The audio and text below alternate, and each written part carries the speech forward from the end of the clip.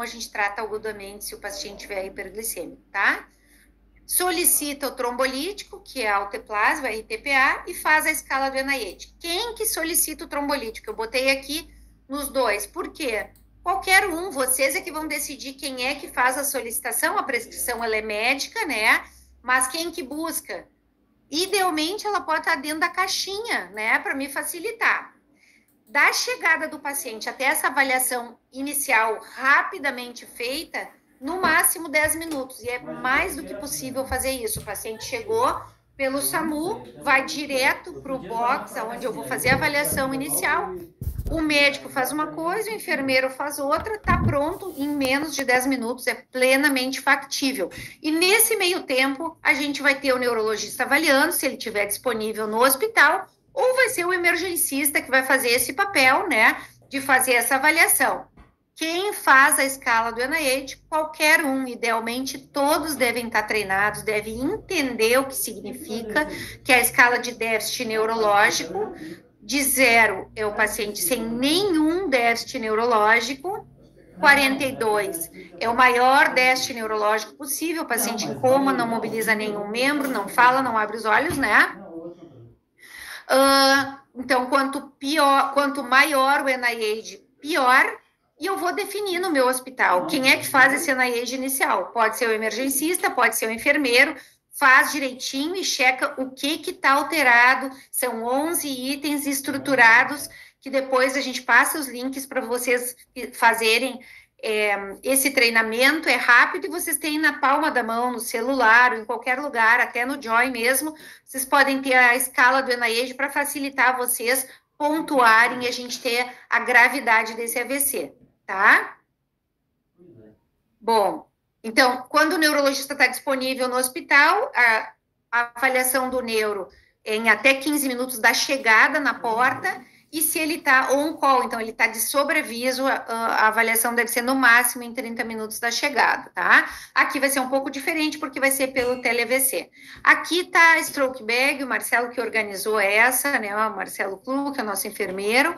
Ela tem tudo dentro, ela tem o antipertensivo para eu baixar a pressão se estiver alta, ela tem os frasquinhos aqui para eu botar os exames de sangue, então já pré-selecionados, o trombolítico está aqui dentro, eu tenho soro, eu tenho seringa, eu tenho os abocates, tudo está aqui dentro para facilitar o manejo desse paciente. Eu tenho o checklist para não me esquecer do que tem que ser feito, tá? Então isso ajuda muito e normalmente a gente vai com essa maletinha para tomografia quando for possível na estrutura do hospital, fazer trombólise na tomografia, ou pelo menos para utilizar o antipertensivo, aí que vocês vão organizar esse fluxo, tá? A nossa paciente chegou no hospital de vocês e ela não obedecia comandos, tinha uma paresia na face inferior direita, uma grave hemiparesia direita no braço e na perna, então ela não conseguia sustentar rapidamente, o braço caía na cama, hipoestesia direita, dificuldade para falar e compreender, tinha uma afasia global, um NIH de 14, então um NIH alto, paciente grave. O que eu vou fazer com a dona Maria, que chegou rápido, em 2 horas de início dos sintomas? A enfermagem já se agilizou, mediu a pressão arterial, 190 por 90, e o hemoglicoteste, 140. Primeira coisa, eu ainda estou dentro da minha emergência no box, eu vou baixar a pressão antes de ir para a tomografia. Por quê? Eu não vou perder tempo com isso, pessoal. Depois, tá? Porque se o paciente tiver um AVC hemorrágico, eu tenho que baixar a pressão de qualquer maneira. Se tiver um AVC isquêmico, que ele está fora de janela, ele é não trombolizado, a gente tolera uma pressão mais alta, né? 220 por 120 antes de baixar. Mas se ele está em janela para trombólise, a gente baixa um pouco nesse início até ver a tomo e ver as outras contraindicações. É seguro baixar? É seguro. Então, a gente baixa um pouco, abaixo de 180 por 105, antes de ir para a tomografia. Eu tenho que organizar no meu hospital qual é a medicação endovenosa que eu tenho para baixar rapidamente essa pressão arterial. A maioria dos hospitais no Brasil tem o nitroprusiato, a gente tem a diluição bem direitinho, a gente pode passar para vocês. Se vocês têm um beta-bloqueador endovenoso, que é o esmolol, também pode ser utilizado. Então, normalmente a gente escolhe o esmolol como primeira escolha, principalmente se a pressão está abaixo de 200 de sistólica, né? Se está acima de 200, é melhor ir direto para nitroprusiato, que ele é mais potente e baixa mais rápido. Mas se não, a gente começa com esmolol, se faz um bolos e depois põe em infusão contínua e eu consigo tatear a dose para baixar para o nível de pressão que eu quiser, tá? Então, normalmente a gente baixa abaixo de 180, deixa ele por 160, 170 num primeiro momento, até a gente avaliar o resto e ver se ele vai poder ser tratado ou não. E vai uma medicação endovenosa pingando para a tomografia, para fazer a toma inicial. Nunca largue o paciente na sala de espera. O familiar do paciente vai junto com vocês e sempre que possível vocês vão junto com o paciente, porque agiliza que a tomo fique pronta, que a tomo venha para o tele-AVC, tá? O paciente vai monitorado, tá aqui a pressão monitorada, tá aqui a caixinha do AVC e aqui os médicos, neurologistas, no caso, indo junto com a familiar. Se a gente tem a oportunidade de ir mais de uma pessoa, então vai um enfermeiro, um médico, a gente vai conversando com a família e já explicando, olha, esse é o paciente, seu familiar provavelmente está tendo um AVC, quando entope um vasinho da circulação cerebral, existe um tratamento que é possível que ele precise. Então, a gente já adianta a conversa. Existe um tratamento que se usa na veia, que vai pela circulação para tentar desentupir a circulação, que é a melhor chance dele se recuperar. Nós vamos fazer a tomografia ainda para avaliar se ele tem possibilidade de receber o tratamento, mas a gente já gostaria de lhe avisar que existe essa possibilidade. Existe uma chance de aproximadamente 3 a 5% de ter uma complicação, que é uma transformação hemorrágica, por causa desse tratamento, mas isso é muito baixa a chance, então 95% a 97% de chance dele ir bem e aumentando muito a chance dele ficar sem sequelas. Então, a senhora já vai pensando, a gente vai para a tomografia com o paciente. Então, a pessoa já fica pensando a respeito da possibilidade de fazer o tratamento e a gente tem que falar com convicção para que o paciente entenda que esse é o melhor tratamento disponível, tá? Chegou na tomo, pessoal. Tomografia, primeira coisa, tem sangue ou não tem sangue? Tem sangue na tomo, vai para o protocolo de hemorragia cerebral. Se for hemorragia dentro do parênquima, eu já baixo mais a pressão e deixo por volta de 140 sistólica. Não tem sangue, eu vou avaliar os outros critérios de exclusão. Esse é o momento da gente acionar o suporte por telemedicina. Normalmente a gente pedia que acionasse antes, né? Lá quando o paciente chegou, está dentro de janela terapêutica, a gente já aciona. Mas como os hospitais têm diferentes tempos de atendimento, às vezes fica esperando 1h30 a tomografia ficar pronta. E aí não tem sentido. Então, vocês têm que organizar o fluxo do hospital. Esse paciente é prioridade, ele passa na frente de todo mundo. É mais do que possível que essa tomo seja realizada em menos de 25 minutos da chegada no hospital. E nesse momento, tá na tomo, a gente aciona o suporte por telemedicina, porque a tomo já está indo para ser avaliada pelo especialista, tá? E aí vai se ver se tem sangue ou não. Então, fez a tomografia, o ideal é que já fique o setup para essa toma direto, então, para vocês conseguirem incluir no sistema, o Leonardo depois vai explicar um pouquinho melhor, então vocês incluem a tomografia no grupo do Telestroke, para que a gente possa olhar, e aí nesse momento, então, vocês já vão estar descrevendo o caso, né? Chegou a dona Maria, que tem 60 anos, que perdeu força há 2 horas, está com hemiparesia direita, afasia na EIGE 14. E está aqui a tomografia, porque aí já facilita a interpretação, certo? E aí junto a gente vai avaliar a tomo, mas também nessa caminhada para lá, onde vocês falaram com o paciente, com o familiar, a gente já vai perguntando sobre os outros critérios de exclusão, né? Só para lembrar que a tomografia, a gente tem aqui o território em vermelho da cerebral média, que irriga 2/3 do hemisfério cerebral, então aqui um corte mais alto, aqui é cerebral anterior, aqui cerebral posterior, só para dar uma ideia para vocês, a maior parte dos AVCs acontecem na cerebral média, pode ser em outras regiões, né? Mas é onde a gente tem um parâmetro melhor de extensão da área. E aí, o que a gente vai olhar, vai ajudar vocês a olhar, e às vezes, quando a pessoa não está acostumada, não consegue ver a diferença, é que este lado aqui, então, quanto mais precoce, mais clarinho, mais difícil de ver o AVC isquêmico. Então, as primeiras horas eu vejo muito pouquinho, à medida que o tempo vai passando, vai ficando mais preto, mais fácil, até que fica bem preto, que é o AVC, a sequela antiga. Este paciente tem todo o território da cerebral média já infartado. Esse paciente não vai receber trombólise de jeito nenhum, certo? Porque esse é o paciente que vai ter complicação se eu tratar. Tá? No momento que eu dou a terapia trombolítica, o vaso pode abrir e aí sangrar nesse território aqui de uma forma importante. Aqui também, eu sempre comparo um lado com o outro, eu olho os sulcos, eu olho o parênquima. Aqui eu tenho 2/3 da cerebral média com hipodensidade, já é cérebro que já morreu. É uma área grande, claro que eu não vou olhar só uma foto, a gente olha toda a extensão para cima e para baixo, mas aqui tem 2/3 do território, esse paciente também tem risco de transformação hemorrágica, não deve ser tratado, tá? E aqui, para mostrar, aqui já é um AVC mais antigo, mas só para mostrar para vocês um território que é menor do que 1/3, então mesmo que a gente enxergue uma área bem sutil, um cinza clarinho, com essa extensão o paciente pode receber terapia trombolítica. Essa avaliação da toma a gente vai fazer junto com vocês, né? Mas para dar uma ideia do que é que a gente avalia. Nesse meio tempo, vocês já estão avaliando os outros critérios. Então, quem é o meu candidato à terapia trombolítica? É aquele paciente que chegou, que pode começar o tratamento medicamentoso até 4h30 de início dos sintomas, tem um déficit neurológico que compromete a função. O que significa isso? A gente vai avaliar junto com vocês, mas assim, só tem um apagamento do sulco e mais nada. Isso é um déficit muito pequeno, geralmente a gente não usa trombólise para isso.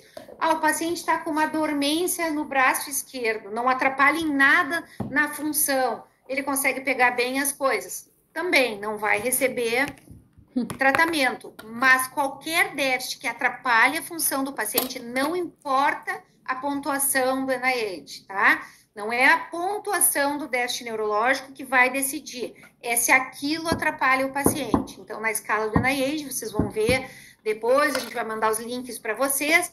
Se eu mantiver o braço estendido e a minha mão pode estar fraca, mas o braço se mantém estendido parado, ele não ganha nenhum ponto no NIH. É como se ele tivesse normal, se esse é o único déficit.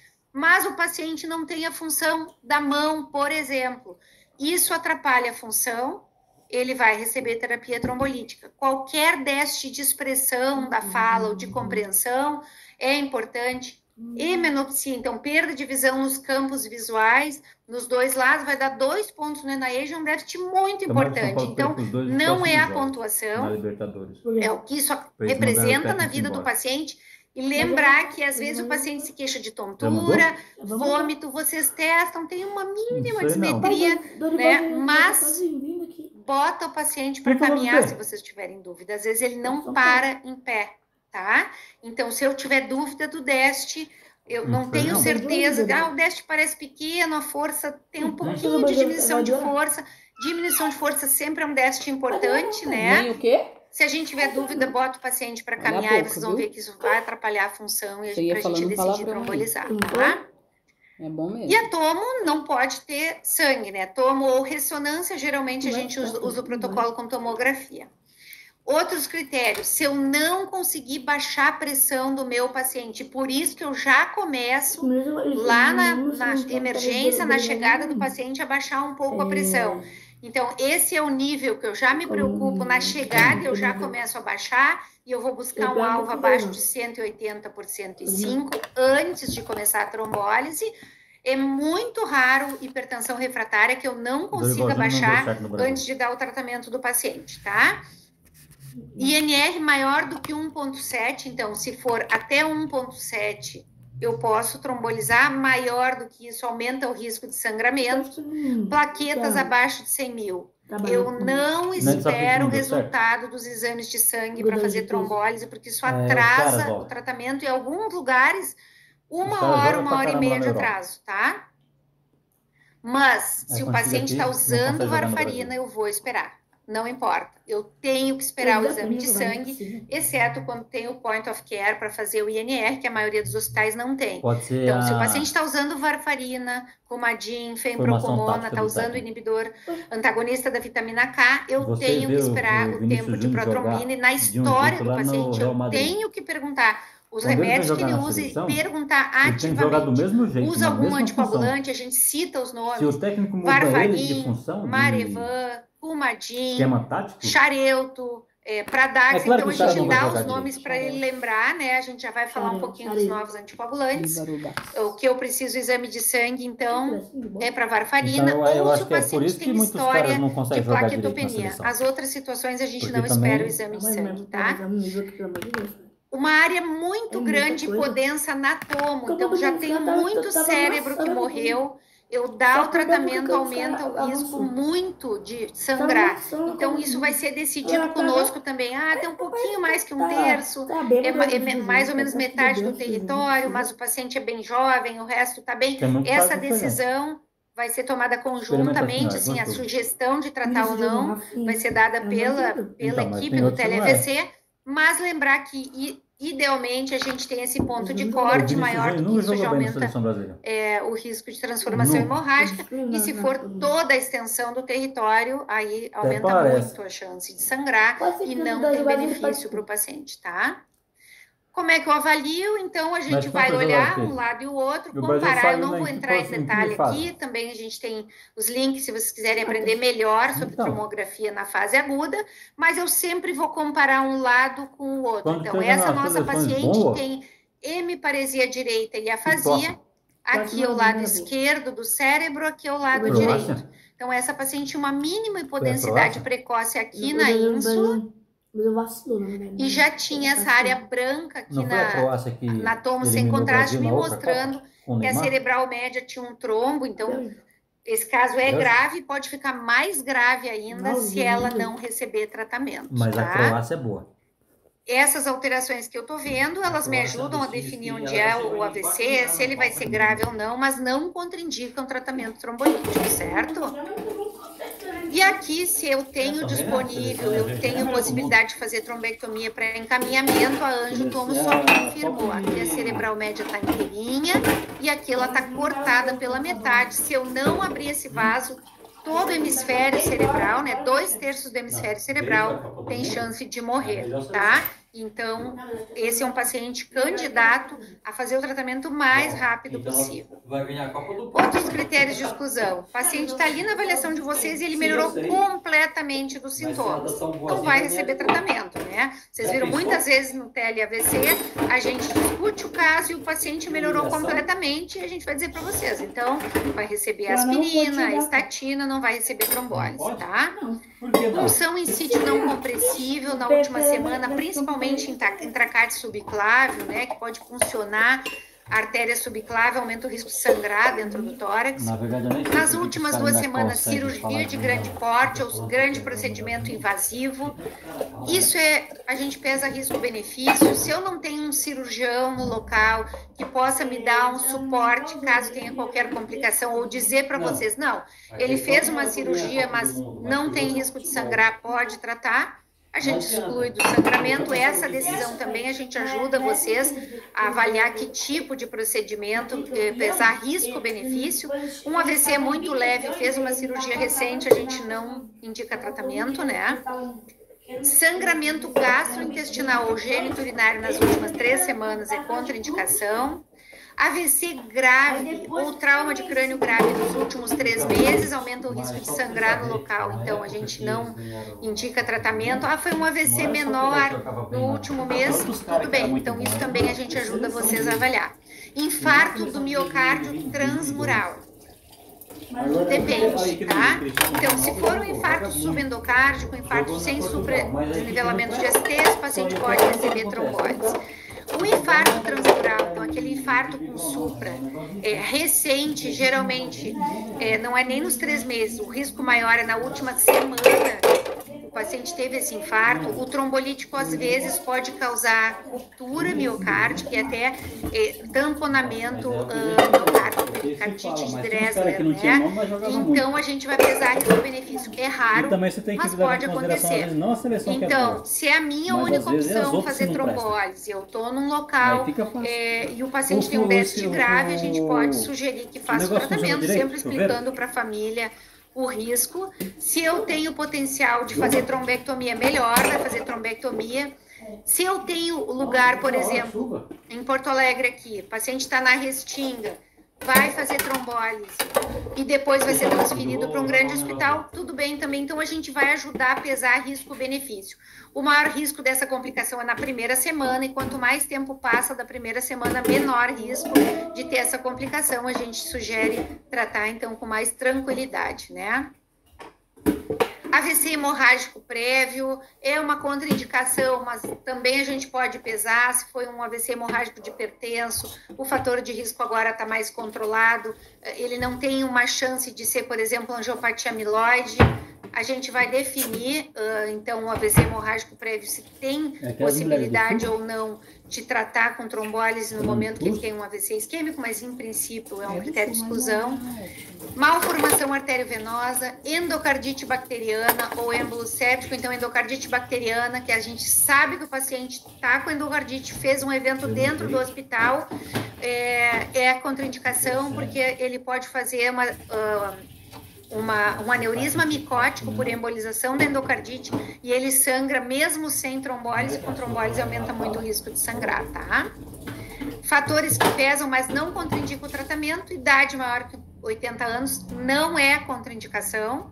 Eu vou ver os outros critérios, mas a idade não exclui o paciente.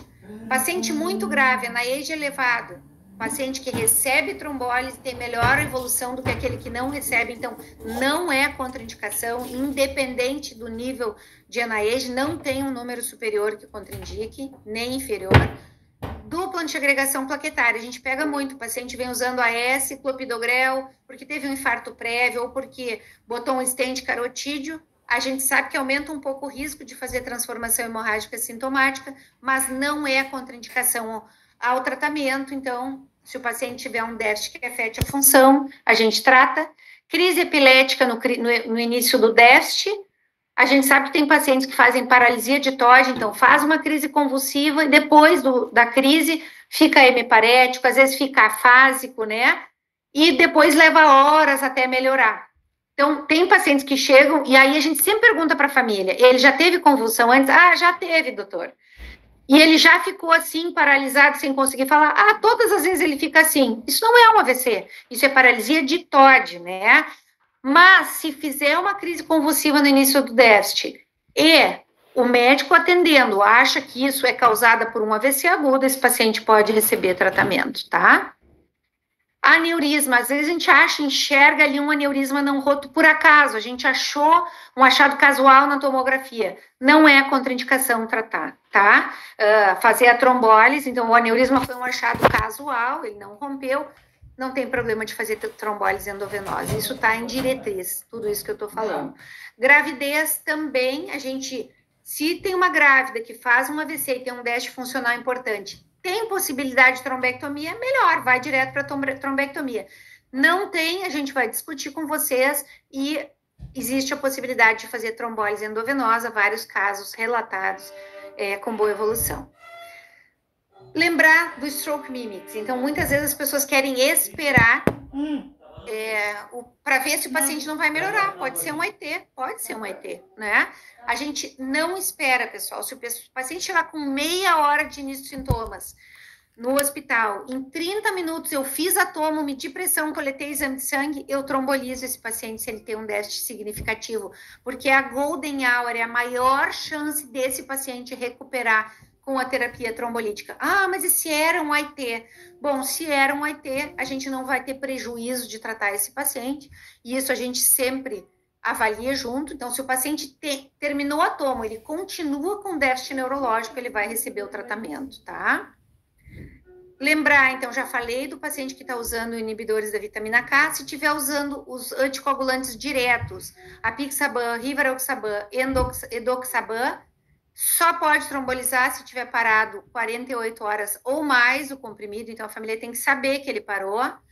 No dabigatran, se tiver o reversor, a gente usa o reversor, hidrarocizumab.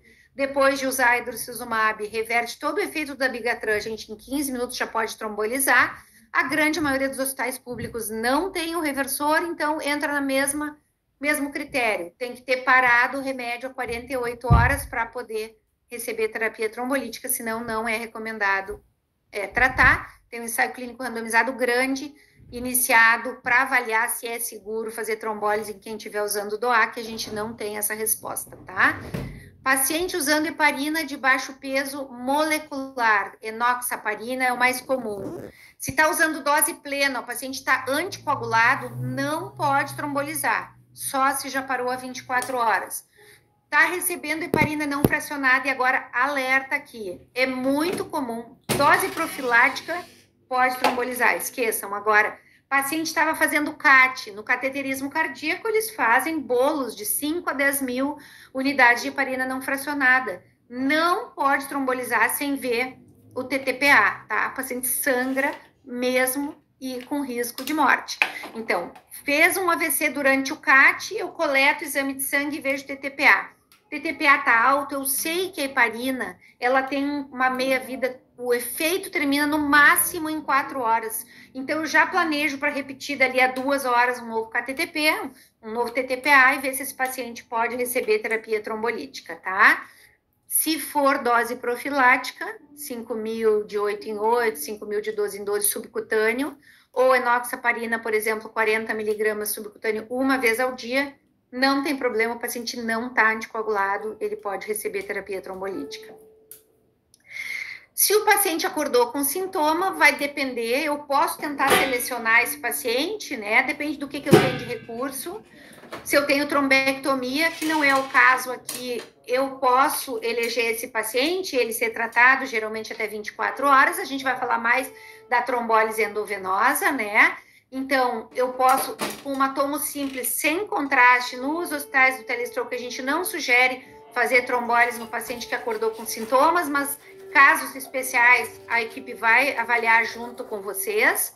Se eu tiver avaliação de perfusão, eu posso, então, ver a quantidade de cérebro que morreu em rosinha e o que está em sofrimento, que é muito maior. Então, uma área pequena morreu, uma área enorme em sofrimento, e a gente decidir trombolizar numa janela mais estendida. Geralmente, a gente não vai fazer isso nos hospitais de telestroke, a gente está com ensaio clínico randomizado para ver se só selecionando com tomografia angiotomo eu posso incluir esses pacientes numa janela mais estendida para trombólise endovenosa. Provavelmente não vai ser o caso agora com vocês. Se eu tenho ressonância, sim, então eu posso usar esse padrão. A difusão está brilhando na ressonância, me mostrou que eu tenho um AVC agudo, a difusão começa a brilhar em 30 minutos do AVC, é mais fácil do que a tomografia para ver. E o flare começa a alterar ali por 4, 5, 6 horas do início dos sintomas. Então, se eu tenho esse padrão, difusão positiva e flare negativo, o que isso quer me dizer? Que esse paciente está em janela terapêutica, pode receber trombólise baseado em evidência com segurança, tá? A gente vai orientar se for o caso. E aqui é outro modelo de perfusão por ressonância. Então, se tiver ressonância no hospital, esse é o que a gente vai usar mais no caso de trombólise endovenosa em paciente com tempo indeterminado. Esse é o estudo. Aqui a difusão bem positiva, mostrando o AVC recente, e aqui o flare absolutamente normal, mostrando que esse paciente está em janela de tratamento para trombólise, certo? Bom, tem contraindicação, ele vai receber tratamento geral. Aspirina, geralmente a gente dá uma dose de ataque de 300 miligramas e depois deixa 100 miligramas por dia. Estatina vai depender do que vocês têm no hospital de vocês. Geralmente no SUS a maioria tem simvastatina 40. Se vocês tiverem atorvastatina, melhor, deixa a atorvastatina 40, que é de alta potência. Profilaxia para trombose venosa profunda com heparina, 5.000 unidades de 8 em 8 horas subcutâneo ou enoxaparina 40 e o cuidado geral desse paciente. Se não tem contraindicação, ele vai para trombólise endovenosa, idealmente em menos de 60 minutos. É possível ser muito menos tempo que isso. Aqui, a partir do momento que vocês chamaram para que a gente veja a toma, a gente auxilia vocês e rapidinho, depois de decidir, dá para fazer a trombólise. A gente não pode perder tempo depois disso, tá? Nesse que vai a trombólise, não vai receber nem heparina, nem aspirina, nem outro antiagregante. Idealmente, a gente repete a toma em 24 horas para avaliar, então, se esse paciente aí sim vai começar com aspirina e com o restante do tratamento, tá?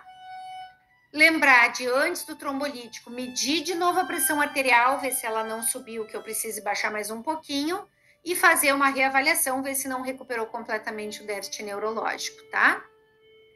A dose do trombolítico, a gente tem ampolas de 50, 20, 10 miligramas, geralmente 50 e 20 miligramas no hospital, 0,9 miligramas por quilo, eu dou 10% endovenoso em 1 minuto, e o restante vai entrar em bomba de infusão em 60 minutos.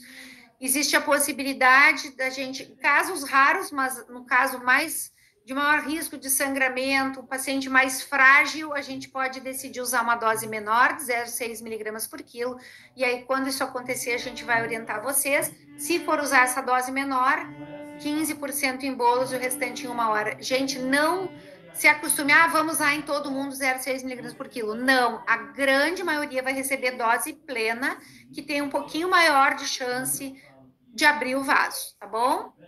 Lembrar a enfermagem, 2 acessos periféricos no braço não parético, não colocar no braço parético, e acesso é exclusivo para alteplase. Então, antihipertensivo, se eu precisar de anticonvulsivante, é no outro acesso, tá bom?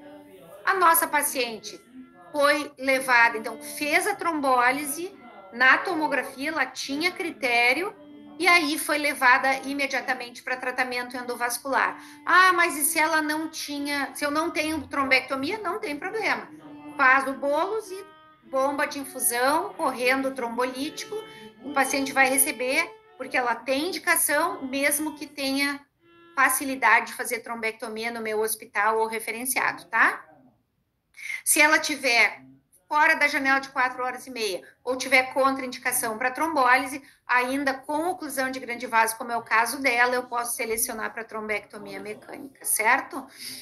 Sempre cuidar essa pressão arterial, 24 a 36 horas, eu fico monitorando, inicialmente a cada 15 minutos nas primeiras 6 horas, depois a cada 30 minutos, para que ela fique sempre abaixo de 180 por 105. Idealmente, a gente deixa por volta de 150, 160, para nos dar uma margem para o paciente não ter um pico hipertensivo. Segue monitorando, monitorização cardíaca, saturação, oxigênio se estiver abaixo de 92, glicemia capilar manter normal, temperatura manter abaixo de 37,5. Em todos os pacientes eu faço eletrocardiograma, depois que ele voltou da tomo, para avaliar melhor o paciente. Se ele chegou com dor no peito, a gente faz logo na chegada, tá? Porque pode, às vezes, acontecer concomitante um infarto e um AVC. A gente não faz punção venosa central, esse paciente não precisa de intracate, não faz punção arterial, evita sondagem vesical nas primeiras 24 horas, exceto se o paciente está com bexigoma, eu tenho que botar sonda vesical, espera 30 minutos acabar o trombolítico, evita sonda nasoenteral, esse paciente fica NPO por 24 horas, com sorinho fisiológico não glicosado, e a gente monitora o hemoglicoteste, eles não fazem hipoglicemia. Só tem que cuidar, claro, o diabético, né, que usou insulina em casa, usa hipoglicemiante, aí a gente maneja isso mais de perto. E monitorar o déficit neurológico de perto nessas primeiras 24 horas, tá? Lembrando que a gente está indo contra o relógio para que a gente possa tratar o paciente mais rápido e o melhor possível. E lembrar que a complicação que a gente mais se preocupa é a transformação hemorrágica, que é bem raro. 3 a 5% dos pacientes fazem transformação com sintomas, que é o que a gente se preocupa. Transformação petequial assintomática pode acontecer em até 17%, sem nenhuma repercussão clínica, isso não importa, mas o paciente teve redução repentina do nível de consciência, piorou do déficit neurológico, começou com cefaleia intensa, vômito, aumentou a pressão arterial, convulsionou, um paciente que não tinha convulsionado antes, pode ser que tenha feito transformação hemorrágica. Se está durante a infusão, é raríssimo acontecer, eu nunca vi durante a infusão, mas pode acontecer. Eu paro a infusão da alteplase, não desligo o sistema de bomba de infusão nem nada, Coleto o exame de sangue, hemograma, plaquetas, TP, KTTP, fibrinogênio tipo sanguíneo e vou para tomo na hora, pessoal. Não é daqui a 1 hora, é agora. Suspeitou, para o trombolítico, vai para tomo. A tomo não tem sangue, e aí eu não vou de novo avaliar o tamanho que está isquêmico. Eu só quero ver se tem sangue ou não. Não tem sangue, liga o trombolítico normalmente, tá? Se tiver alterado, aí vai chamar a avaliação, pode nos chamar para avaliar junto com vocês, também a tomo. Se tiver complicações, esses pontinhos branquinhos no meio da área isquêmica, a gente chama de transformação hemorrágica, tipo ECAS-1 ou infarto hemorrágico, né, infarto petequial, um pouquinho mais confluentes esses pontinhos brancos, mas sem efeito de massa, a gente chama de ICAS-2 ou transformação petequial tipo 2, mais coalescente com algum efeito de massa com edema, a gente chama de ICAS-3, que já é o hematoma parenquimatoso, então tipo 1. Esses 3 tipos geralmente não tem nenhuma repercussão clínica. Esse é o problema, esse é o que dá sintoma, que aí pode piorar do ponto de vista neurológico, né? E até aumentar a mortalidade desse paciente, tá? Mas esse aqui é o que acontece raramente. Certo?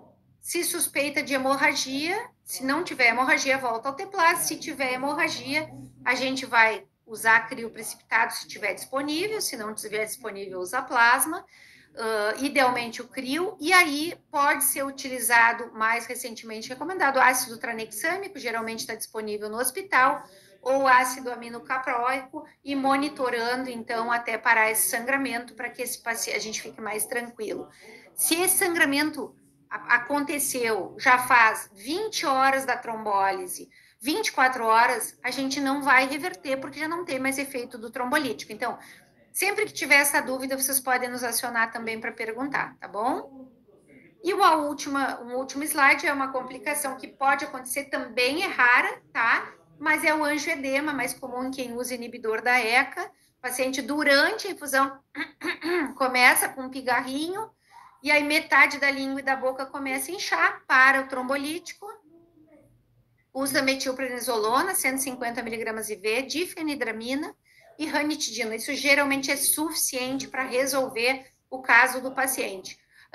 E aí eu parei o trombolítico e eu não vou voltar. Mais comumente eu já passei da metade, geralmente ele já usou pelo menos 0,6 mg, então faz efeito igual.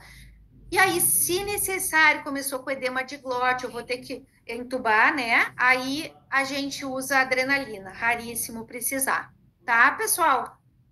Bom, lembrar então, é factível fazer trombólise, é fundamental a gente ser rápido para dar uma chance para o paciente, é seguro fazer, e com o nosso apoio à distância, a gente tem muita experiência, a gente pode ajudar vocês a decidir, né, se o paciente deve receber ou não, a decisão final, é clara, é sempre de vocês, mas a gente está sempre disponível para apoiar, então, para dar uma chance para esse paciente fazer o tratamento e aumentar a chance dele ter uma recuperação completa, então, trazer esse paciente de novo, dar uma chance à vida, né?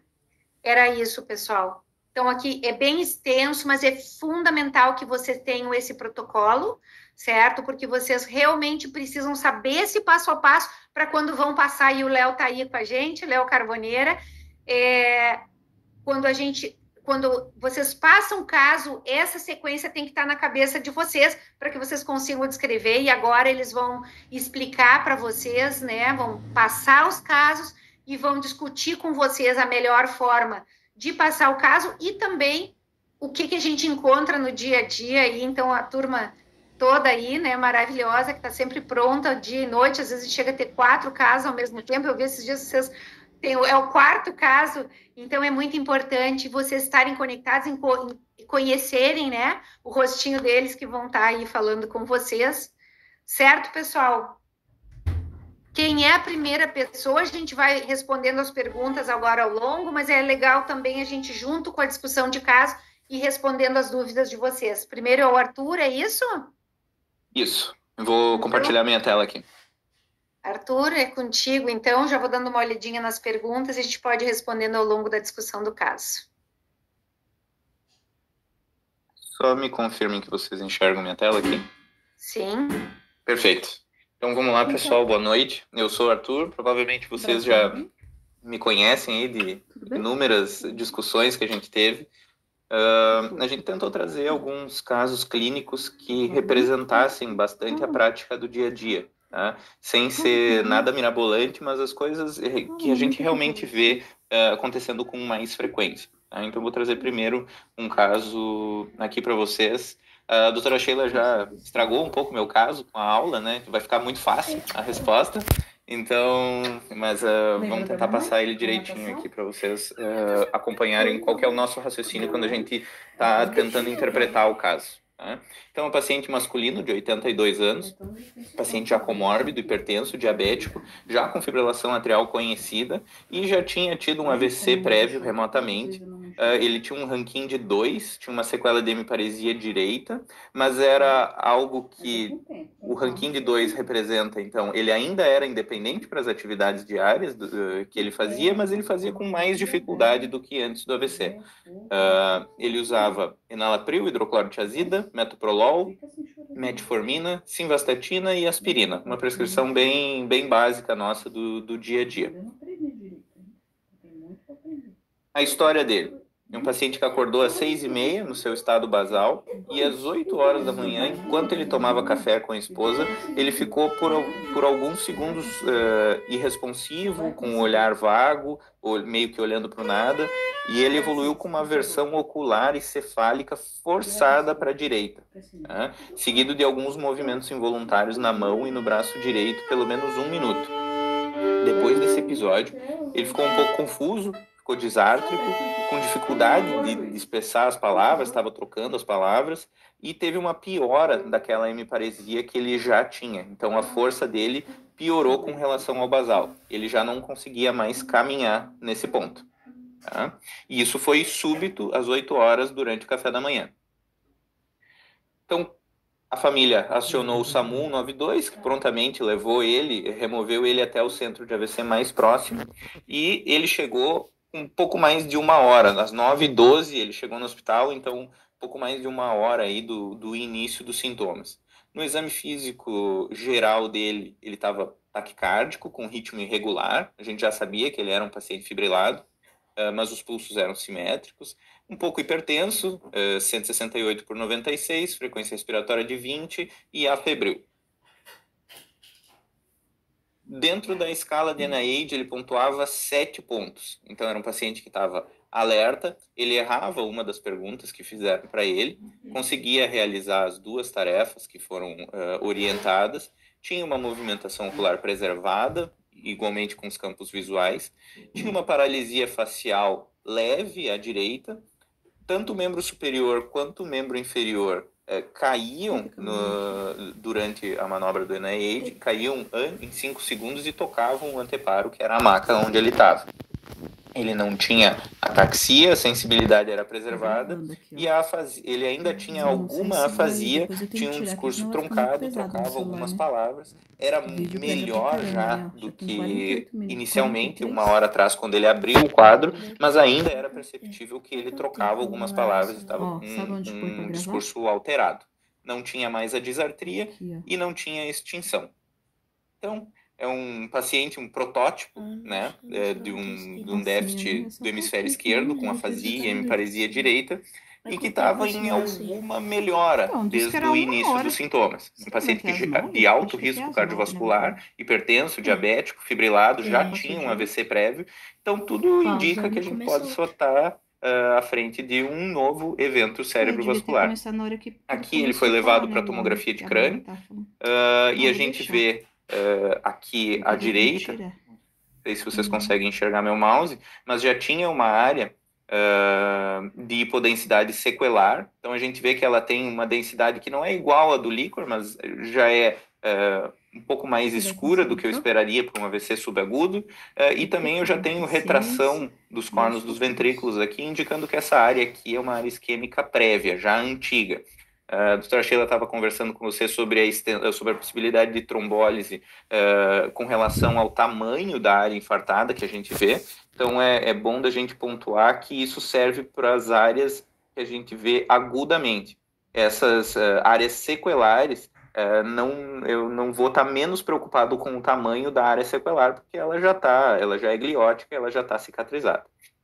Então, às vezes, a gente olha as tomografias e até questiona vocês, né? Isso às vezes frequente, os pacientes muitas vezes têm dificuldade de contar a história, então a gente não é incomum da gente ver uma tomografia que não representa muito bem a temporalidade que foi nos dita ali no join, né? E a família muitas vezes pode ter dificuldade de perceber o início dos sintomas, às vezes uma afasia leve, uma extinção que o paciente tem no início do quadro, às vezes isso é imperceptível, mas pela tomografia a gente consegue ter uma noção bem boa, assim, razoável da temporalidade desse AVC. Então, muitas vezes vocês vão nos pegar questionando assim, tem certeza? Talvez fala de novo com a família, se não tinha nada mesmo, porque essa área aqui já me parece um pouco mais antiga.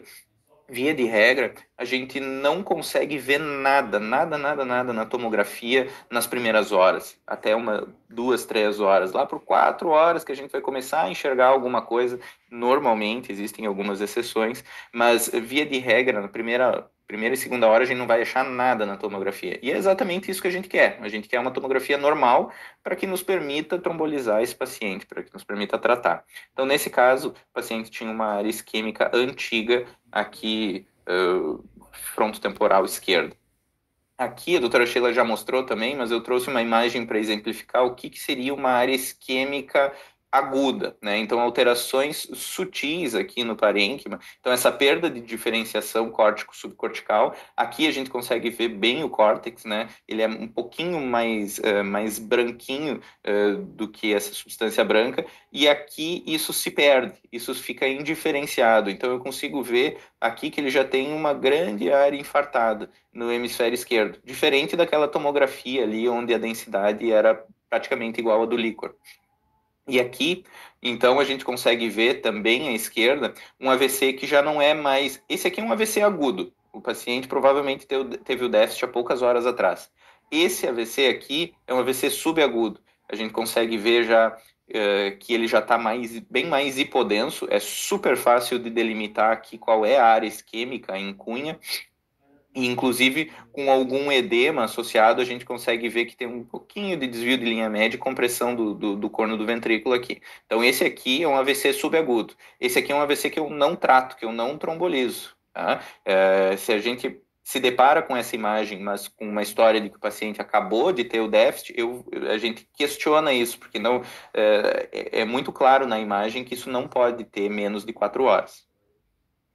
Então, o que a gente faz agora? A gente tem um paciente de 82 anos, com múltiplos fatores de risco, já teve um AVC prévio, ele não usa nenhuma medicação que contraindicaria a trombólise, lembra que a única antitrombótico que ele usa é a aspirina. Ele abriu o quadro com uma clínica que lembra muito uma crise convulsiva, uma crise focal, mas já faz mais de 1 hora que ele chegou no hospital, ele está em melhora, ainda não melhorou tudo, não está conseguindo caminhar. E aí eu pergunto para vocês, não sei se vocês conseguem nos responder, mas se quiserem usar o chat para responder também, eu deixei algumas opções. O que a gente faz agora com esse caso? Número 1, parece uma crise convulsiva, então eu vou idantalizar esse doente. Vou dar fenitoína para ele. Número 2, ele está melhorando da afasia, talvez ele melhore também da hemiparesia, então eu vou esperar a evolução e vamos ver se ele melhora. Número 3, um paciente já idoso, mais de 80 anos, né, já tem algumas sequelas do AVC, já tem algum tipo de limitação. A trombólise é mais arriscada nesse doente, já tem alguma doença de substância branca, já usava aspirina. Então, acho que eu não vou trombolizar, vou fazer só um ataque de clopidogrel para ele e internar para investigar a etiologia. Número 4, um paciente já tem FA conhecida. Então, se ele já é fibrilado, essa deve ser a causa do AVC. Então, eu vou anticoagular ele com enoxaparina, esperando que ele resolva esse trombo. Ou, número 5, vou encarar ele como tendo um déficit focal agudo, que é um AVC, até que se prove ao contrário, e vou trombolizar ele com teplase, já que ele não tem nenhuma contraindicação à trombólise.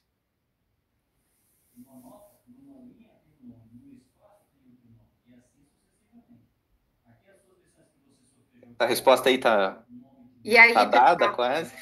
E aí, pessoal, o que vocês acham? Então, a Bárbara respondeu o item 5 e os outros iam esperar vocês responderem. Vamos, não tem problema, pessoal. Digam o que vocês acham, o que vocês pensam hoje, né? Que seria a melhor resposta.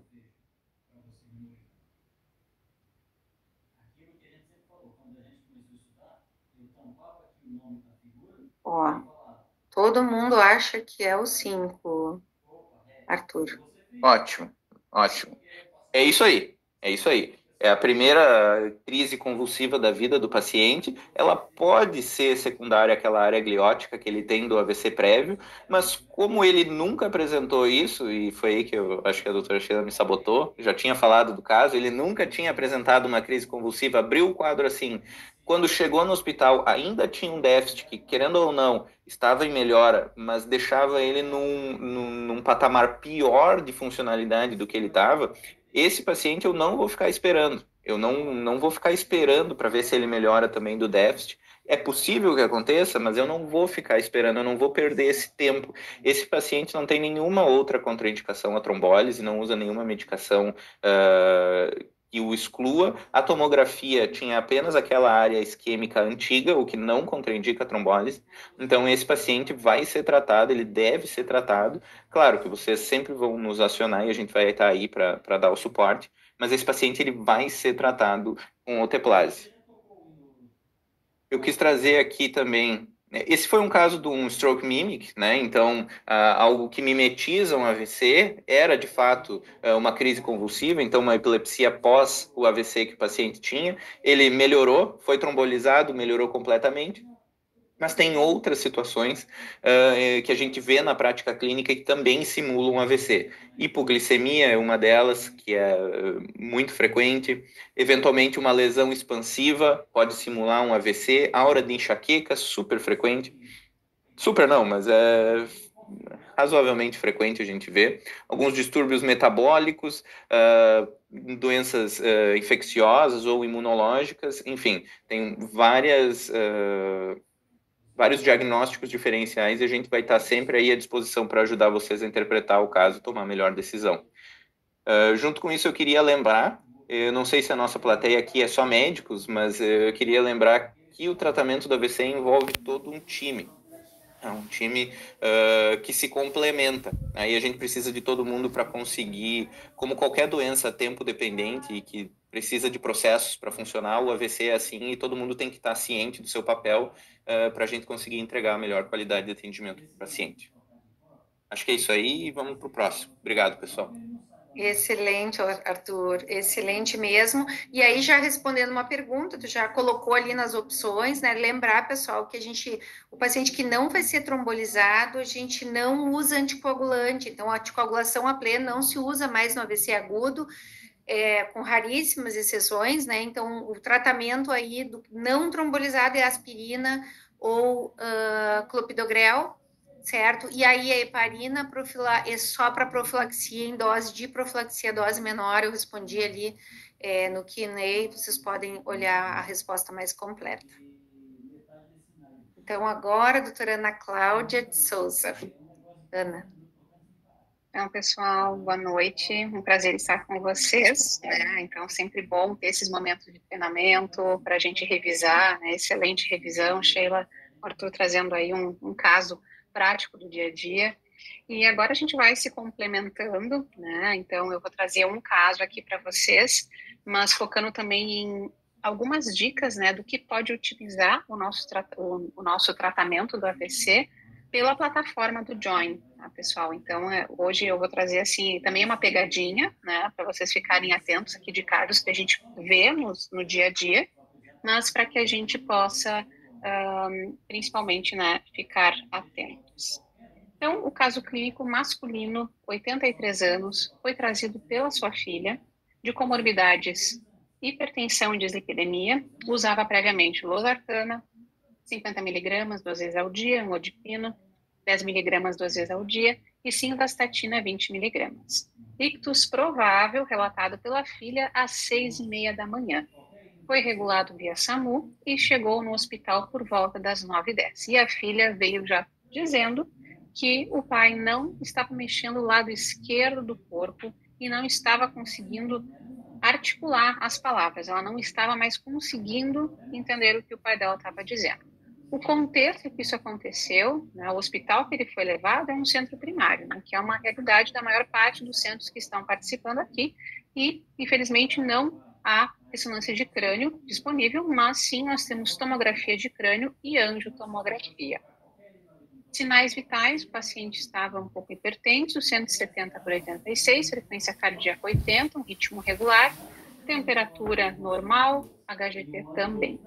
E ao exame clínico, no NIH de 17, às custas de uma paresia facial supranuclear esquerda, uma hemiparesia esquerda com o braço plégico, perna parética, ou seja, uma síndrome desproporcional, hemianestesia à esquerda e disartria grave. Então, paciente extremamente comprometido, né, com um déficit tendo iniciado provavelmente às 6h30. Então, o time lá da ponta correu com o paciente, em 10 minutos ele fez a tomografia.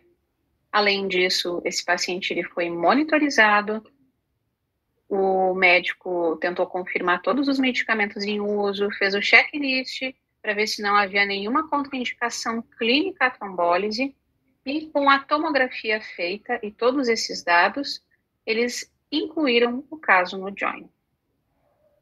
Muito importante nessa hora, tá, pessoal? E a gente acaba trazendo, um dos maiores questionamentos que a gente traz é que vocês sempre nos tragam a história mais focada, preferencialmente em texto corrido, em que a gente coloque a idade do paciente, o sexo, as principais comorbidades, todos os medicamentos em uso revisados, né? Muito importante a gente ativamente questionar se esse paciente faz uso de anticoagulante, trazer para nós, dentro do Join, os sinais vitais do momento, o horário correto e checado do início dos sintomas, o breve resumo do exame neurológico, pode sim colocar na rede, mas se vocês tiverem dúvidas na aplicação da NIH, coloquem, né? Paciente está com hemiparesia esquerda e hemiparesia direita, isso nos auxilia na hora da gente avaliar a tomografia de crânio e, preferencialmente, já anexem a tomografia, né? Caso vocês tenham dificuldade, contatem no suporte ou a gente também pode tentar auxiliar.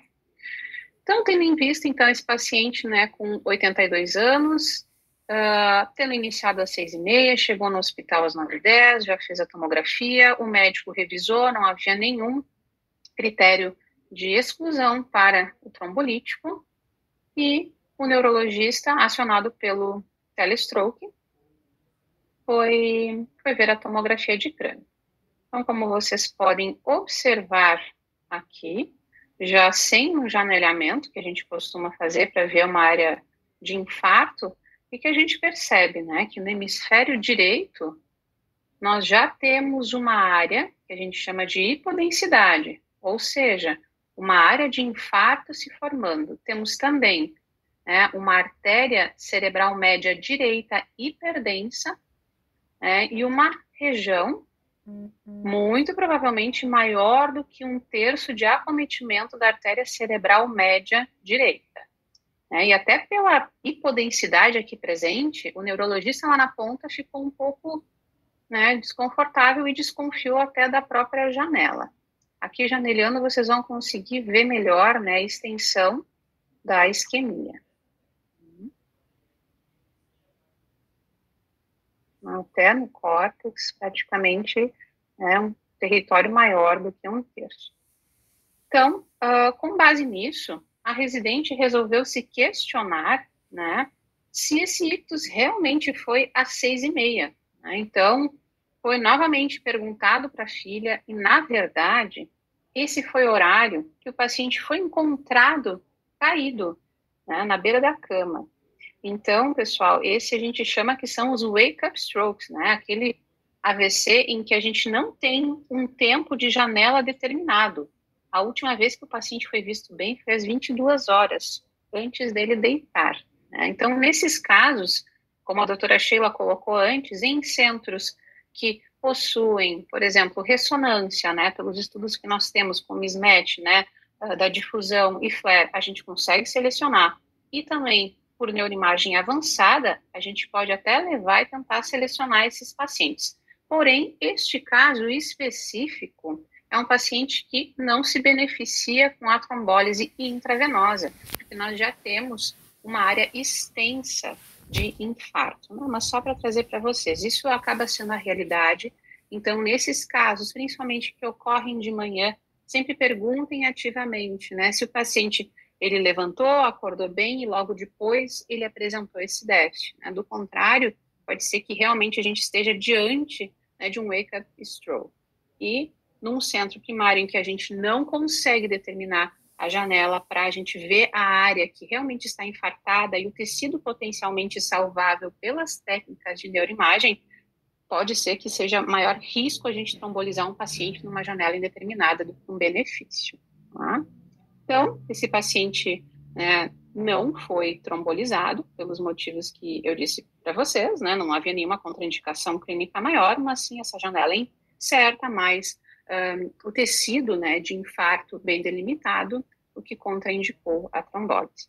E o manejo, então, desse paciente, né, por mais que seja um manejo conservador, a gente, um paciente que está fora de janela, esse paciente ele se beneficia do suporte clínico em unidade de AVC com uma equipe multiprofissional. Esse paciente vai receber dose de ataque de AS de 300 mg, simvastatina 40 mg, a pressão arterial vai ser permissiva, abaixo de 220, a sistólica, heparina profilática subcutânea e internação para investigação e guiar a prevenção secundária, né? Então, eram esses os principais pontos que eu queria trazer para vocês, né, para que quando vocês estiverem discutindo um caso, que venha a história bem focada, com o exame neurológico, com o tempo correto checado, né, pelo médico, pela equipe, para que a gente possa trombolizar esse paciente com segurança. Muito obrigada e contem conosco. Excelente, Ana, super didático. Acho que é importante mesmo a gente mostrar esse fluxo. Certamente vai melhorar muito a comunicação e facilitar, aumentar a chance do paciente receber o tratamento a tempo, né?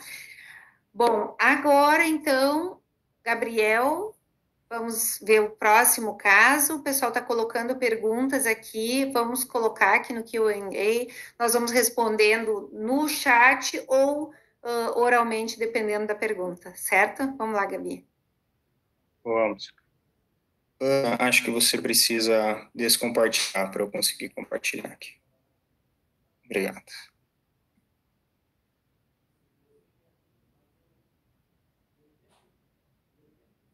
Conseguem ver minha tela, pessoal? Sim.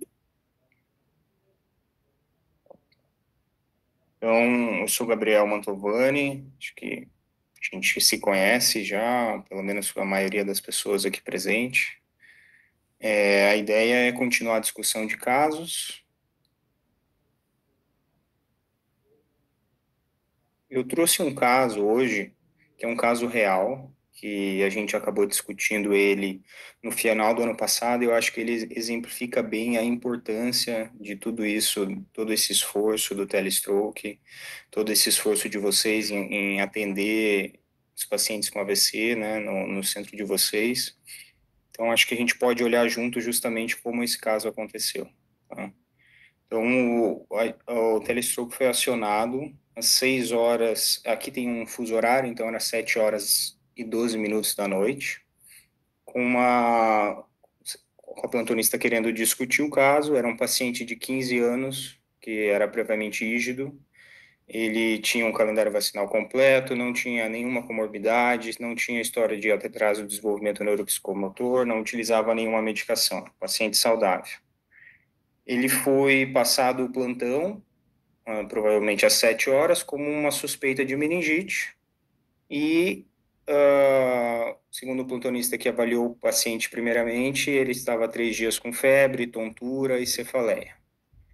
A plantonista reavaliou o caso, conversou com a mãe e ele teve na realidade, ele teve um período de febre isolado a 48 horas, não tinha nenhum outro comemorativo.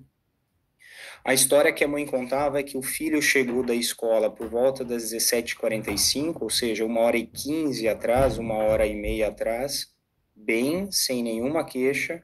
O pai presenciou que o filho não estava se sentindo bem, e então viu uma crise convulsiva que ele descreveu como tônico-clônica generalizada. O paciente foi levado até o hospital, foi avaliado às 18h30 e foi tratado como uma suspeita de meningite. O que chama muita atenção aqui, e os casos de AVC sempre vão chamar atenção por isso, eles são sintomas súbitos, né? Diferente de uma meningite, onde as coisas vão acontecendo, que apesar de ser uma síndrome neurológica aguda, os sintomas eles ocorrem de maneira progressiva. O AVC, ele sempre vai acontecer de uma maneira súbita. Então, num minuto o paciente está normal, no outro minuto ele está totalmente alterado. E isso é uma coisa que chamou a atenção justamente da plantonista. Ela revisou a tomografia de crânio, tinha uma suspeita de trombo na artéria basilar, ele recebeu tratamento para crise convulsiva, recebeu idantal e diazepam, e apresentou na emergência 2 episódios de vômito, com 2 episódios de vômito, chegou em pós-ictal e uma dificuldade na avaliação neurológica. Parecia ter um desvio do olhar conjugado, mas estava hemodinamicamente estável. Esse caso foi avaliado pelo Dr. Arthur, discutido na fase aguda, e essa era a tomografia de crânio desse paciente. Deixa eu ver se eu consigo dar play aqui.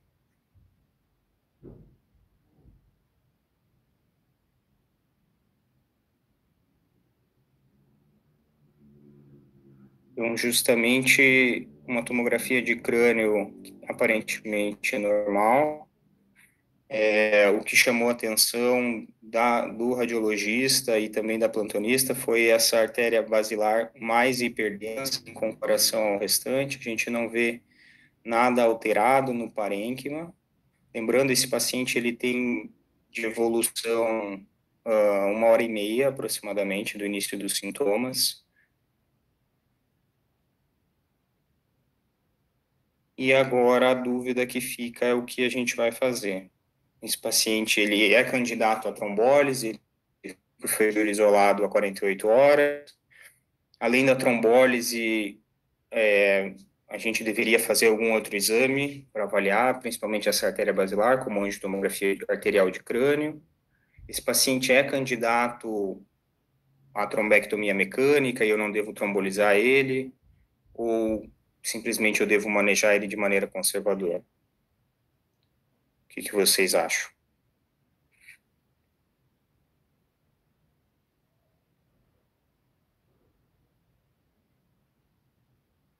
Vamos lá, pessoal.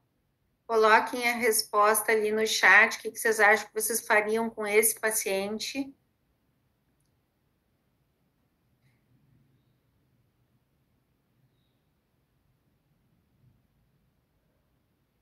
Bom, acho que eu posso seguir e vou contar um pouco o que a gente fez, né? Então, esse caso foi avaliado pelo Dr. Arthur, e o paciente recebeu trombolítico e seguiu, tinha uma suspeita de oclusão da artéria basilar, seguiu para realizar a angiotomografia de crânio, arterial de crânio. Na angiotomografia, se mostrou, então, um trombo oclusivo na artéria basilar, né? E ele, então, tem indicação de realizar um tratamento que é a trombectomia mecânica, justamente, além que não é um tratamento excludente, isso é importante ficar bem claro. Então, o paciente ele pode receber, se ele tiver os critérios, o tratamento com a trombólise, e se ele tiver os critérios, também o tratamento com a trombectomia. Uma coisa não exclui a outra. Apesar da janela da trombectomia, a gente ter uma janela bem maior do que a janela da alteplase, é um tratamento também dependente. Então, esse paciente, nesse caso do hospital que atendeu esse paciente, não tem um recurso de trombectomia mecânica, e ele foi encaminhado para um hospital de referência para fazer com urgência. Não é porque a gente tem 24 horas ou 8 horas para fazer um procedimento que a gente vai deixar isso de lado e vamos esperar calmamente com que as coisas aconteçam. Então, o paciente foi tratado, ele foi transferido para o hospital de referência, nesse caso, no Rio Grande do Sul, mas poderia ter acontecido em qualquer região do Brasil, em todos os hospitais que a gente trabalha. Aqui, para quem não, assim, essas são fotos de uma angiografia, então a gente vê as duas artérias vertebrais, uma de cada lado, a artéria basilar, que é essa artéria confluente, que justamente está ocluída. A gente consegue ver nas duas projeções, tanto lateral como em perfil.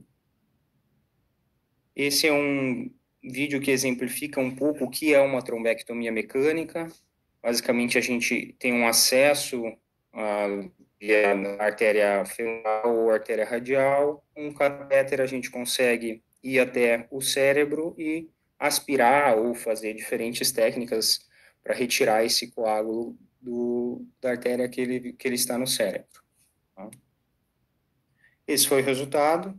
Então, o paciente teve um tratamento feito com sucesso, ele foi trombolizado no centro que atendeu o paciente com a ajuda do telestroke, foi transferido e realizou a trombectomia mecânica num centro terciário.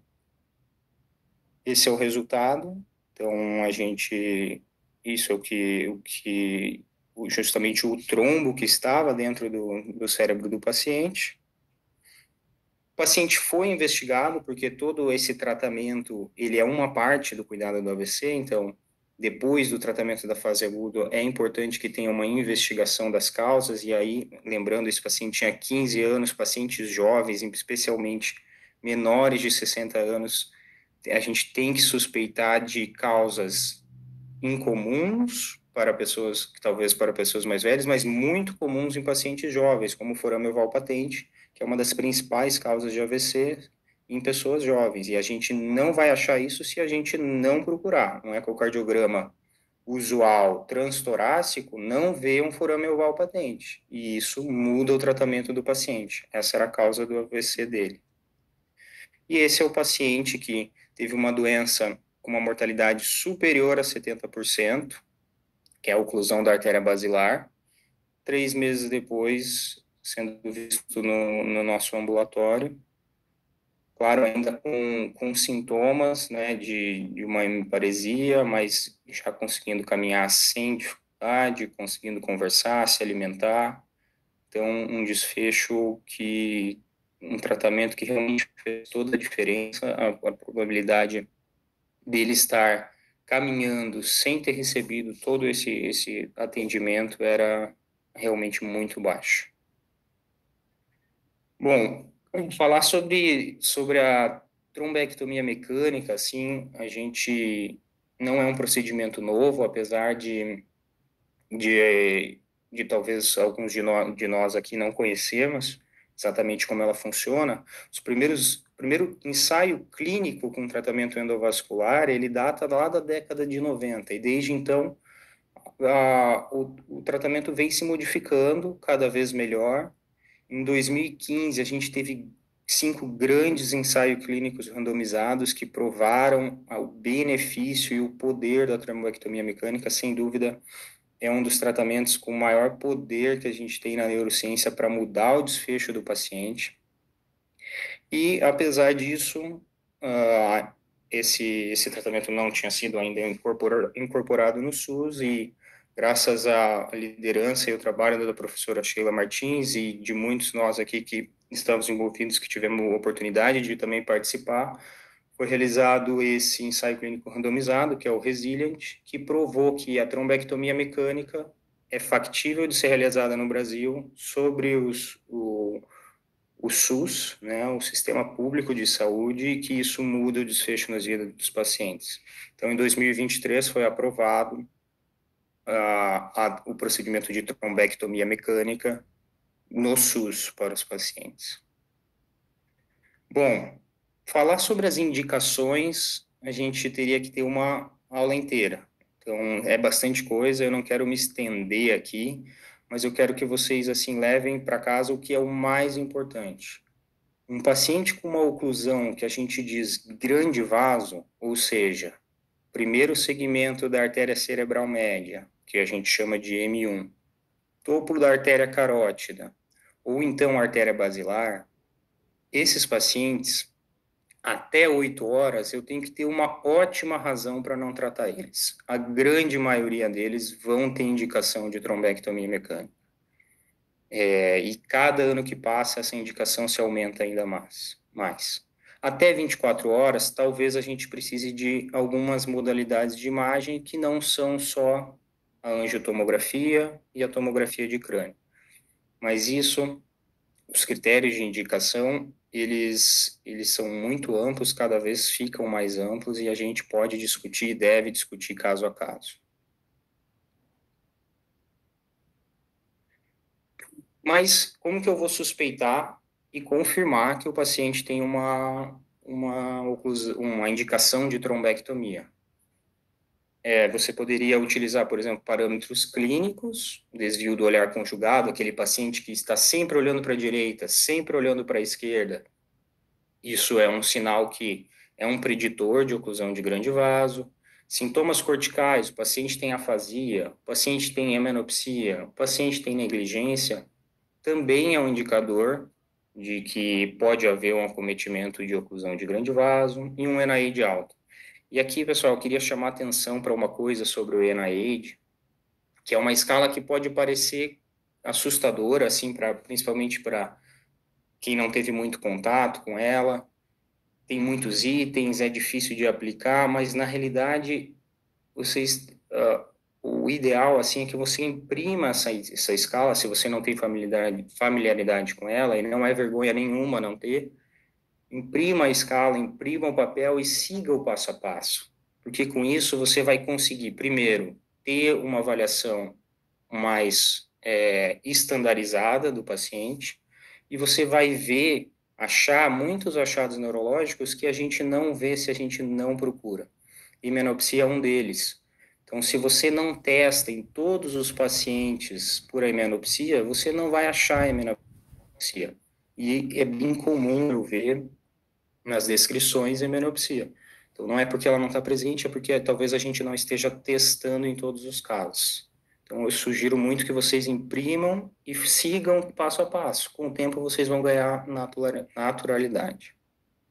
O sinal da artéria hiperdensa, que a Ana já mostrou aqui, é um sinal que tem uma sensibilidade de aproximadamente 60%, né, para oclusão de grande vaso. Mas a verdade é que nenhum sinal clínico ou radiológico na tomografia não contrastada é 100% sensível. Então, eu só vou achar oclusão de grande vaso se eu fizer um exame contrastado arterial, seja angiotomografia ou angiorressonância. Pode ter paciente com sintomas muito leves com oclusão de grande vaso, sintomas muito graves sem oclusão de grande vaso. Então, eu só vou achar se eu procurar em todos. Como isso vai se adaptar ao seu hospital? Isso vai ser particular, não existe uma receita de bolo, não tem um protocolo que dá certo em todos os lugares. Isso vai depender da sua realidade no hospital que você está e da região que ele está inserido. Tá? O caminho que esse nosso paciente percorreu foi um hospital primário, tomografia, discussão do caso, trombólise, confirmação da oclusão de grande vaso, transferência para um hospital terciário para realizar a trombectomia. Isso é uma das formas de ser feito. Existem outras. Acho que o mais importante é conseguir estruturar com vocês se o hospital tem capacidade para realizar a trombectomia, ótimo. Se ele não tem, qual hospital próximo tem, quais pacientes eu vou buscar para conseguir referenciar, e a gente está aqui para ajudar, a gente fica à disposição mesmo para ajudar a estruturar o fluxo de cada região que vocês estão com diferentes realidades. Também fico à disposição para qualquer dúvida.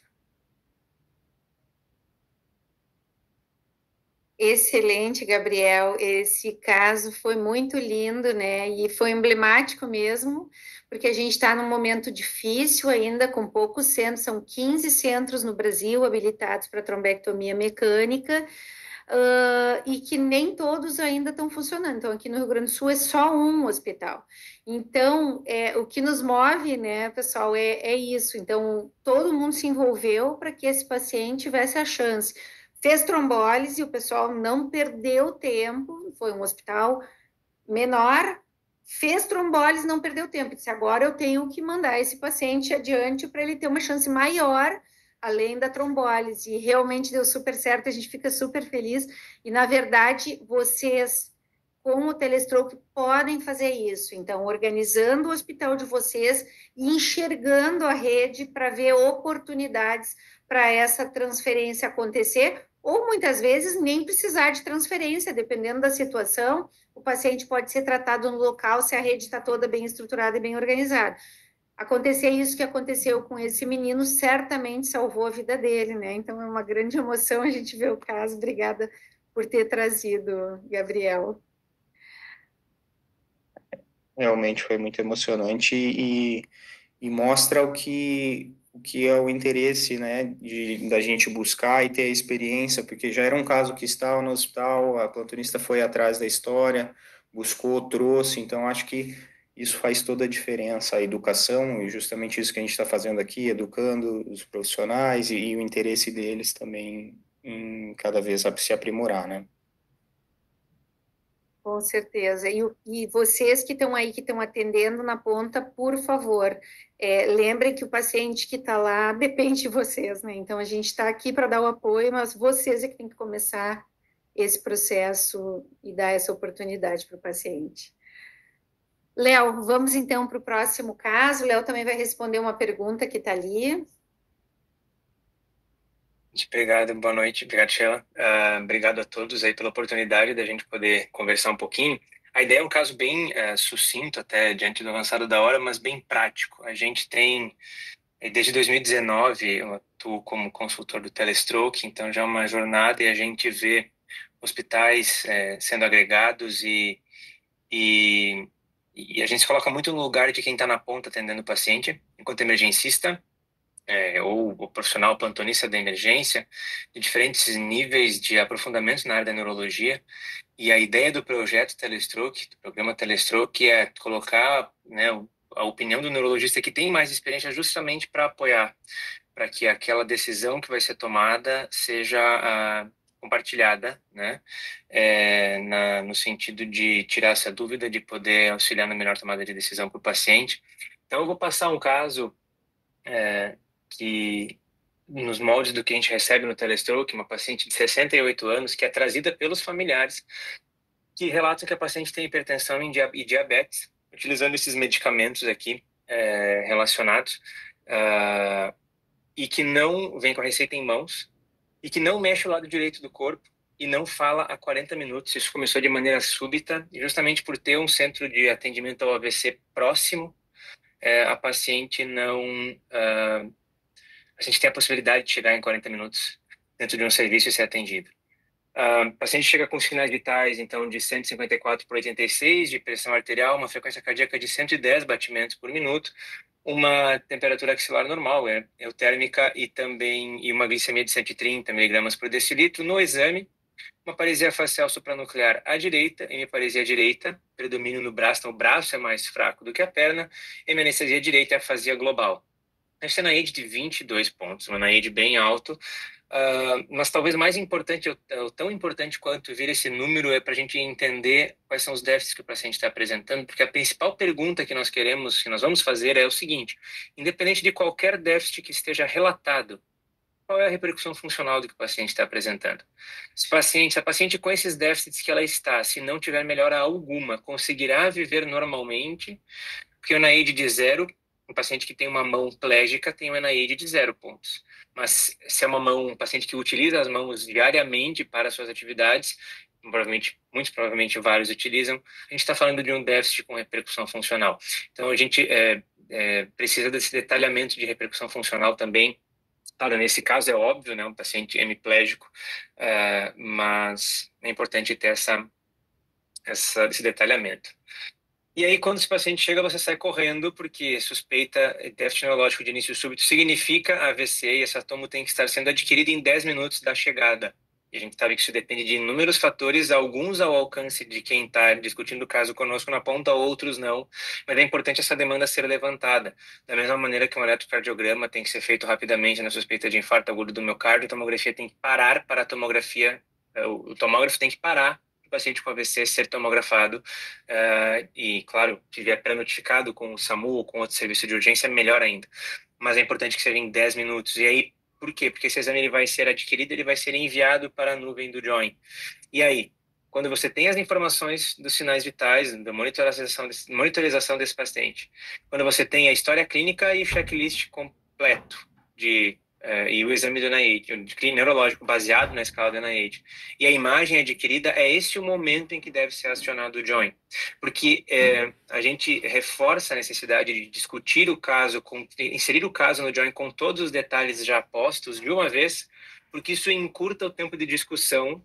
E aí tive ontem o caso de uma discussão de um caso que a gente discutiu, que eu discuti em um centro, que a pessoa estava com outras 3 urgências acontecendo ao mesmo tempo. Então, podem agregar essas informações e na hora que enviar completo, porque em 2 ou 3 minutos a decisão vai estar tomada, a conduta vai estar sendo tomada por vocês e consegue liberar. Então, não fica aquela coisa de chega o paciente, notifica o caso e aí fica às vezes 30 minutos, 40 minutos até uma resolução, daí chega uma urgência no meio do caminho, não consegue discutir. Então, podem agregar todas as informações. Isso é bom para ambos os lados, né? Para nós recebemos um caso e não precisar ficar perguntando coisas que vocês vão mandar daqui a pouco, e para vocês poderem resolver o caso e dar prosseguimento às atividades da emergência, porque não é só AVC que vocês atendem ali na ponta. E aí, então, vamos lá. Eu preciso saber se eu posso trombolizar a paciente. Para eu saber se eu posso trombolizar a paciente, eu vou olhar para a tomografia. Eu trago aqui 3 coisas que a gente tem dentro do aplicativo do Join que são interessantes, até para vocês entenderem como é que nós avaliamos a tomografia. A imagem vem assim para nós. Então, a gente abre no aplicativo a imagem, a gente rola a imagem para baixo, e a gente avalia se seria a imagem bruta, né, logo a que foi adquirida pelo tomógrafo. Mas a gente, para poder tomar a decisão do tratamento de reperfusão, a gente precisa mudar um pouco a janela. Você arrasta, ou você seleciona a janela predeterminada, né, janela Brink, a janela dentro do próprio aplicativo. Vocês vão ver que vai alterar o contraste, o brilho da imagem da tomografia, e aí algumas coisas começam a aparecer. Se alguém já tem o olho mais treinado, já consegue enxergar. A gente pode até janelear de maneira manual para deixar mais próximo do que a literatura recomenda, para a gente poder buscar a imagem, e aí eu vou rolar aqui, parar junto para vocês, para mostrar o que a gente está enxergando nessa imagem. Então, vou voltar um pouquinho, para vocês verem que aqui nós temos uma artéria cerebral média esquerda hiperdensa. Como é que eu sei que ela está hiperdensa? Ela está hiperdensa em relação ao lado contralateral. Aqui está outra artéria cerebral média e ela está menos densa. E quando eu olho para aqui a região da ínsula, vocês vejam que a fita insular, e claro, um detalhe mais específico, mas aqui está mais hiperdenso, ou seja, está mais branco, um cinza mais claro do que aqui. Então a gente já tem um borramento da região da ínsula. Isso aqui é uma isquemia aguda, subaguda precoce. Tá? Então a gente está falando de uma paciente que tem um sinal de que parece que tem uma artéria cerebral média ocluída. Eu não tenho angiotomo no meu centro. A gente consegue estimar isso com base na clínica e no achado de hiperdensidade aqui, em branquinho, né? E quando a gente olha uma hipodensidade associada a esse dado, a gente pensa mais ainda. Então, a gente está falando, sim, de um caso de AVC isquêmico que não tem uma isquemia extensa, quando a gente escreve lá, né? Não há isquemia extensa nem sangramento, então não tem sangramento visualizado no crânio aqui. Eu pergunto para vocês, então, agora, com base nisso, posso trombolizar? Gostaria de ouvir de vocês aí, quem ainda está animado para responder as perguntas e respostas, se pode trombolizar esse paciente? Sim ou não? Uma resposta bem direta. Vamos lá, pessoal. Não tem problema de errar. Coloquem o que vocês acham no chat.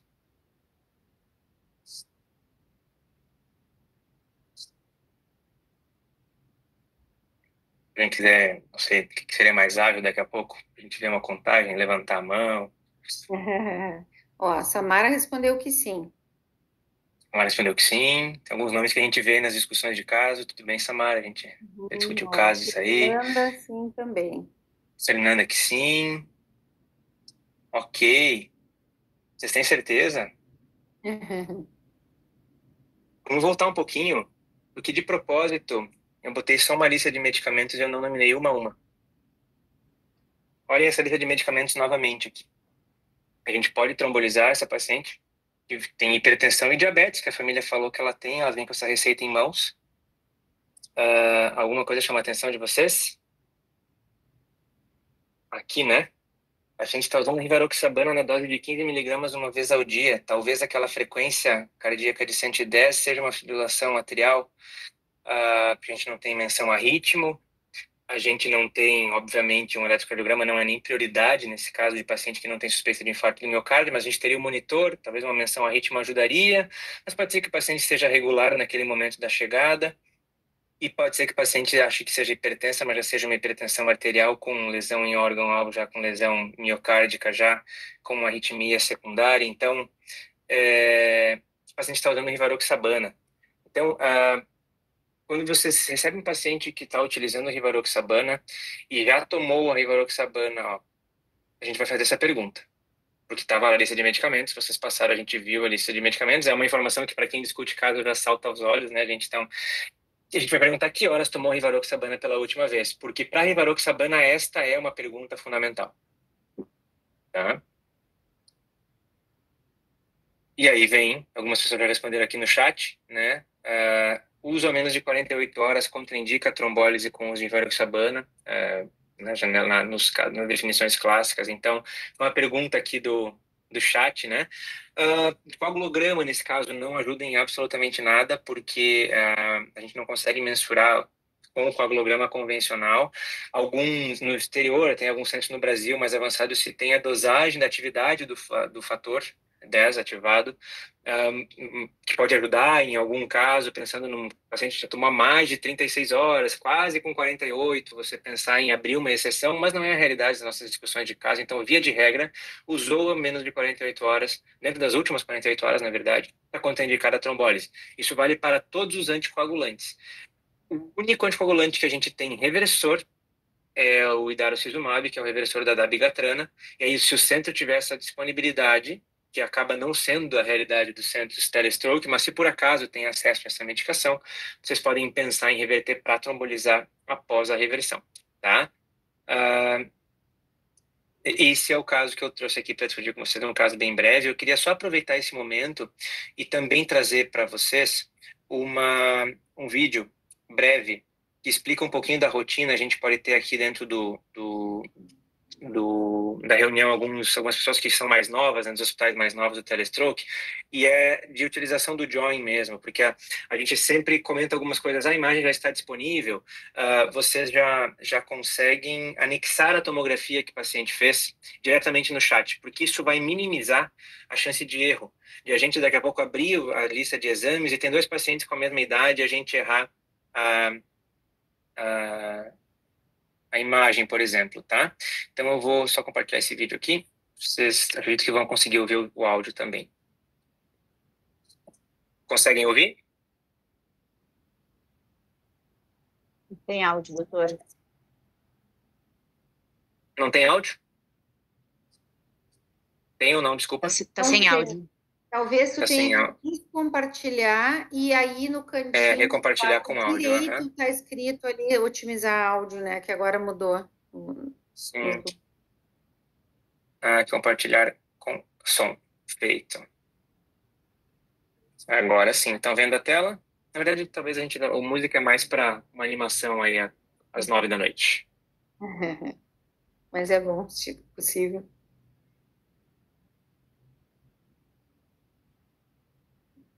Não está compartilhado, Léo. Vocês seguem sem ouvir? A tela descompartilhou? Não tem vídeo, tem que... Mas eu compartilhei de novo. Só tu. Doutor, quer que eu tente compartilhar aqui? Agora vocês vão conseguir. Ok. Estão vendo já, né? Uhum. Agora sim. Que estranho, mas continua sem som. Agora está sem áudio, mas gente, o áudio agora está com áudio, né? Agora deu.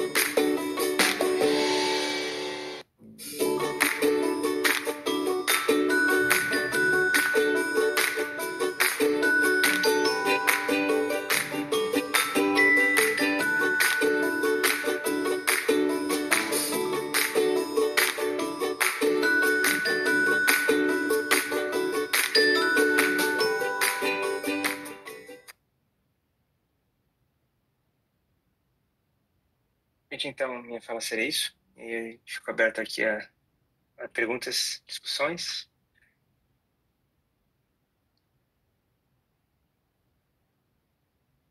Excelente, Léo.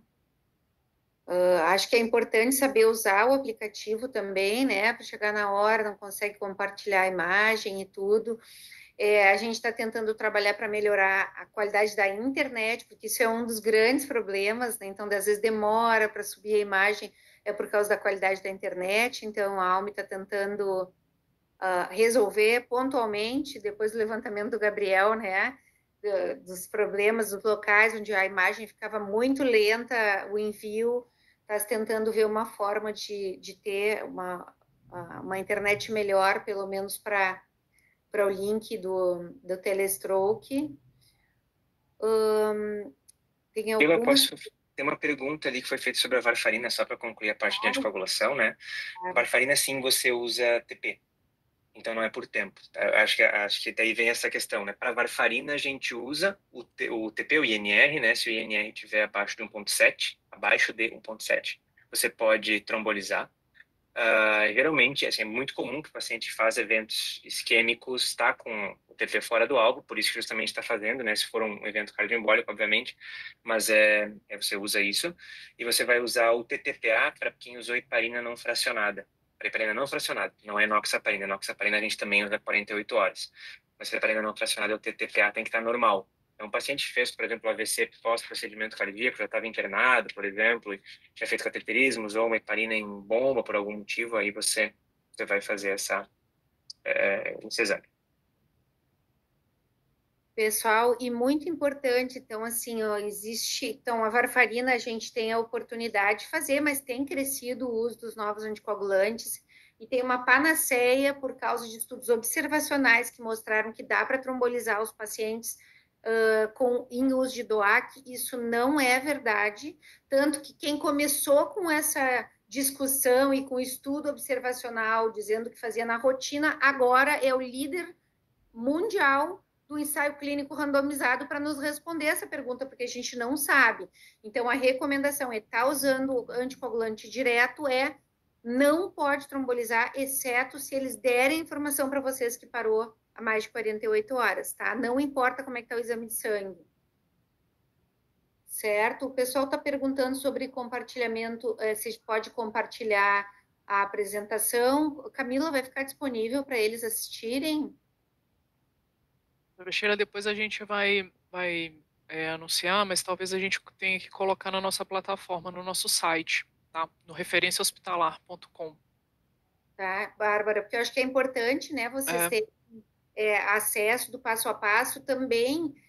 No site, o pessoal está perguntando sobre outros lugares, sobre a escala do NIH, então no site do Global Stroke Alliance a gente tem essa aula do passo a passo do atendimento, a gente tem a aula da escala do NIH, a aula da escala de ranking, que aí vocês podem complementar indo mais a fundo, né? Então, geralmente são aulas de 2 horas, porque a gente pode até ir mais a fundo do que a gente foi hoje. Então, e está disponível, é gratuito para assistir. Então, o site é globalstrokealliance.com. Também pode usar. E essa, então, a Camila está dizendo que vai ficar disponível no site da referência hospitalar. Perfeito. Ótimo. Em breve já estará lá. Ótimo. Tem uma pergunta sobre certificado, Camila? Também vai por e-mail. A gente manda maiores informações por e-mail. Perfeito. Acho que é isso, né? Acho que terminaram as perguntas. Tá, pessoal? Então, bom, a gente está sempre disponível, vai estar sempre aí em contato, a gente está nos grupos aí com vocês. Se vocês puderem dar um retorno 24 horas depois do tratamento, lembrar ali, coloca no grupo, olha, o paciente ficou muito bem. É importante a gente ter esse retorno, a gente já fez revisão depois de 2 anos de telestroke, a gente revisou os casos, né, todos, para ver como é que eles ficaram depois. Então, se vocês puderem dar um feedback, é sempre bom, 24 horas depois não dizer o paciente ficou bem, ou não mudou nada, ou teve complicação, é sempre bom a gente saber, né? Sempre à disposição de vocês, sempre feliz de estar com vocês e da gente poder aprender juntos aqui. Obrigada ao time maravilhoso. Muito obrigada a Beringer, que é incansável em me apoiar, e todas as iniciativas no Brasil, que realmente fazem diferença para o paciente. E obrigada pela parceria da ALME aí, que tem sido já desde 2014, né, nos apoiando, a mudar as nossas vidas, da gente poder também apoiar à distância também nossos residentes, nossos fellows. Certo, pessoal? Beijo para vocês, então, e até a próxima. Obrigada, boa noite. Obrigada, Um abraço, tchau, boa noite. Tchau, boa noite.